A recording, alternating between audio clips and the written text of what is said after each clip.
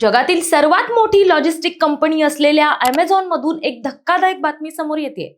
येत्या 27 जानेवारी पासून Amazon मध्ये मोठ्या टाळेबंदीला सुरुवात होते। तब्बल 30,000 कर्मचाऱ्यांच्या नोकरीवर टांगती तलवार आहे। पुढच्या काही दिवसातच 14,000 जणांना घरचा रस्ता दाखवला जाण्याची शक्यता आहे। IT आणि कॉर्पोरेट क्षेत्रात या बातमीनं मोठी खळबळ उडाली। Amazonची ही कपात प्रामुख्याने व्हाईट कॉलर नोकऱ्यांवर घाला घालणारी आहे।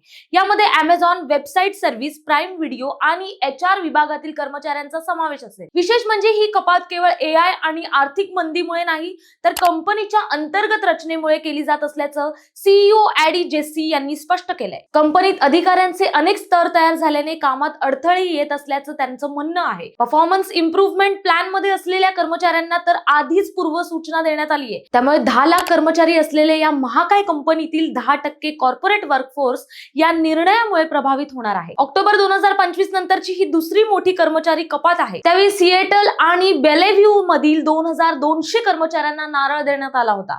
तंत्रज्ञान आणि प्रगतीचं गुणगान गायलं जात असताना दुसरीकडे अनुभवाची शिदोरी असलेल्या कर्मचाऱ्यांना अशा प्रकारे बाहेरचा रस्ता दाखवणं हे जागतिक अर्थव्यवस्थेच्या अस्थिरतेचं लक्षण आहे। मोठ्या पॅकेजच्या स्वप्नांना आता रिस्ट्रक्चरिंगचा मोठा हादरा बसलाय हे मात्र नक्की। त्यातच कंपन्यांची उंची वाढते खरी, पण कर्मचाऱ्यांच्या भविष्याची पायमल्ली होते हेही विसरून चालणार नाही।